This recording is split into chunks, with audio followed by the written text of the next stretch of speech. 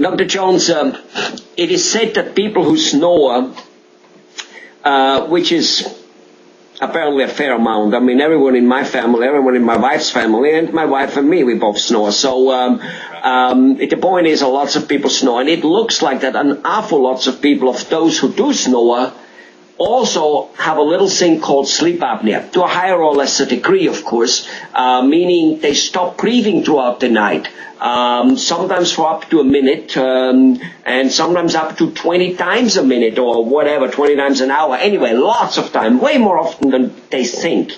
They don't not necessarily have to, and there are many degrees, but they do. And it in itself is called sleep apnea, and it deprives a person of sleep without him knowing. It's camouflage.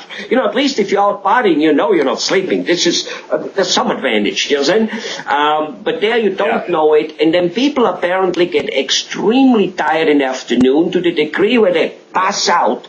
There apparently are more car accidents from sleep apnea than from drunk driving.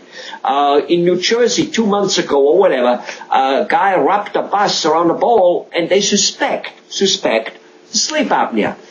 Bad thing. And that doesn't count the normal fatigue a person has. And while there is a golden standard of fixing sleep apnea, which is a CPAP machine. It's a machine which pumps oxygen into your mouth, but it's, you know, as a mask, you become an alien. It's expensive.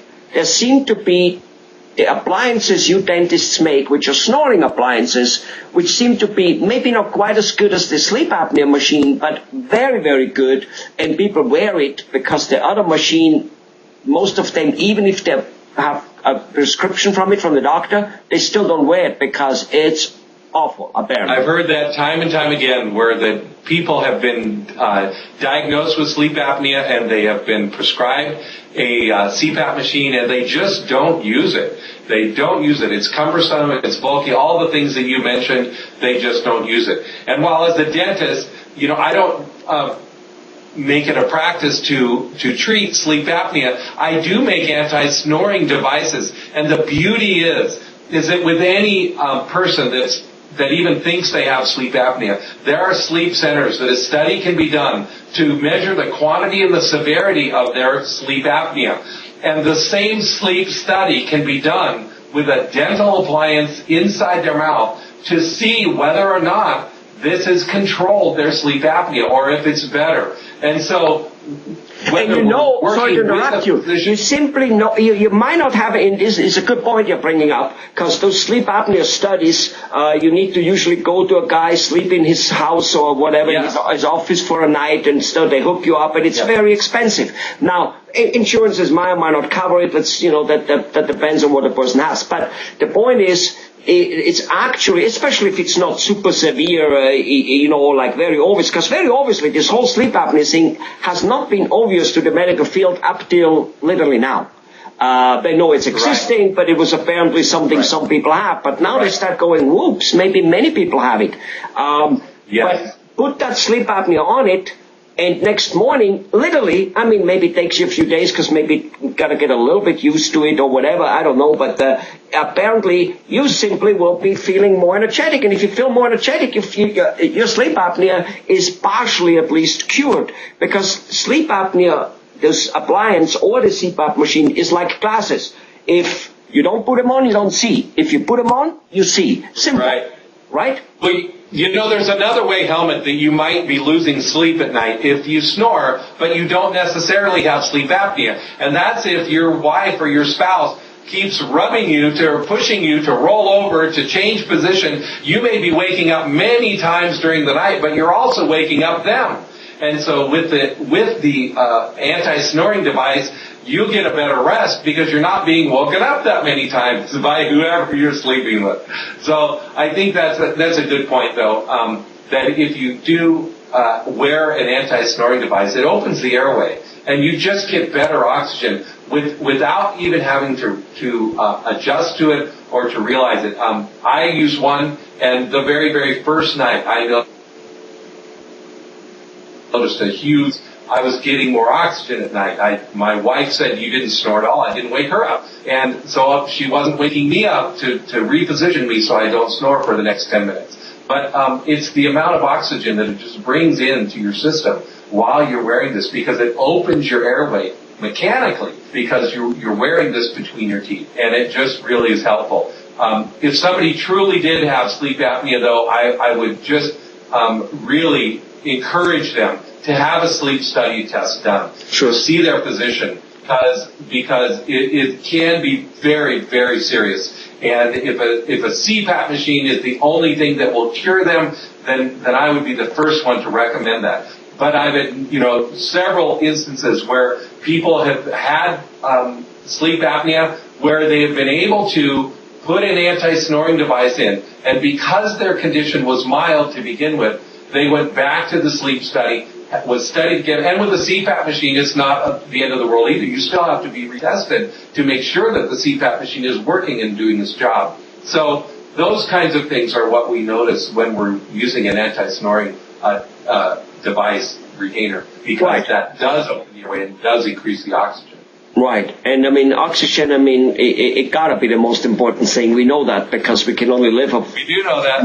We can't live very long without it. Yeah, right. And the deprivation of oxygen as well as deprivation of sleep must be the two things which make you insane the first, it just goes like that. Just, we know that if you wake a person every few minutes, that's how they, pretty soon he will be in an institution. And it's just not a good thing. Well, brain cells will die. Yes, brain cells start to die off, and right. Start losing our brain capacity. So all of these things are tied together. Absolutely, you're right, Alvin. Good. And, wasn't too long time ago, a year ago, I was talking to a guy who is like a sports teacher and, that's what he does professionally. And I thought I was smart, and I asked him, I said, so, what's the best exercise to do? And I expected something like swimming or so. We read the newspapers. We after all, are very smart people, right? So, and he looks at me, smiles, and he says, well, Helmut, the best exercise there is, which you can do, is the one you will do. Yeah?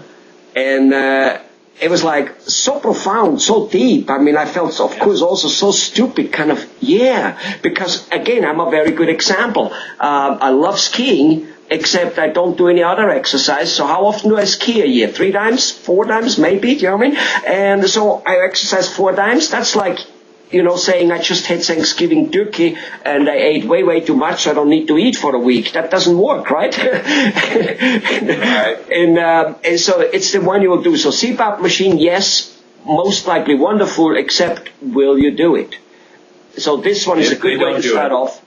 And with no doubt, if you have a spouse, besides of whatever effects for you, which you should be important. Much easier to use than a CPAP. Yes, you're absolutely right. But as you said, you're definitely doing your spouse a favor, because your spouse might or might not have sleep apnea herself or very little, but she surely will have that kind of effect because, you wake her up all the time. You wake her up all the time. And if you're not waking her up, she's getting a better night's sleep. She's going to be a more pleasant person as well as you. So it helps both of you. That's exactly right. Right. And even if you snore and you don't have sleep apnea, number one, as you said, you wake her up. She now wakes you up in return because she goes, turn over, right? So you might not. It really is sleep apnea because you're being awakened many times during the night. Yeah, you're right. Exactly.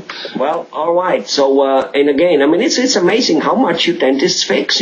From a caved-in, dried-out face looking ugly because of you're putting you're making the bones fill up from beautifully looking in the first place, which is we know $1 million smile, from headaches because your teeth are out of alignment, from saving the kidney, the liver, and diabetes and stillborn babies and naming because of gum disease fixing.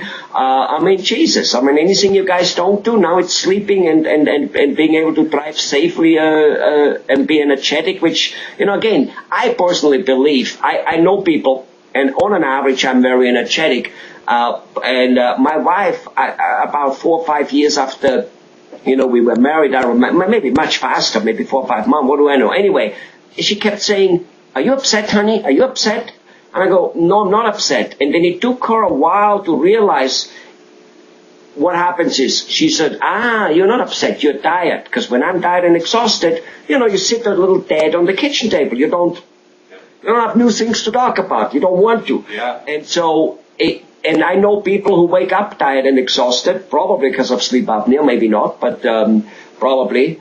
And to lead a tired and exhausted life is a very uneventful life. It's just not good. So maybe the sleep apnea, maybe a snoring device is the solution to an afternoon coffee pick-me-up or a Coca-Cola or a Red Bull. Absolutely. Red Bull. For many people it is. For many people it will absolutely have that same effect. And going back to the other, we do lots of things. Helmut, it's because I care so much about the people that I enjoy working with that I want to see them have a healthy and fruitful life and a successful life. And if they're tired all the time because they're snoring a lot, or if their whole body health is impaired because they have gum disease, or they have headaches or whatever. Toothache, if they have a headache and they're just they can't focus on anything because their headache is so bad, or their earaches, or they have a toothache because they have an infection, or they don't like the way they look because their bone has been lost due to teeth that are missing or whatever, then these people are not having a very fruitful life. And however I can help them enjoy and increase the success of their life, that's what I say I'm a people person and I'm a dentist because I like to help people. And this is the way that I've been able to help the most number of people, is because I do care about them. And in my little world, which is the head and neck, that's where I want to start, and I want to see them thrive. It's a little work, but it is definitely far-reaching. It encompasses many, many dynamics of life. Yes. Pleasant talking to you, Dr. Jones, again. Bye-bye. Thank you, Helmut. Bye.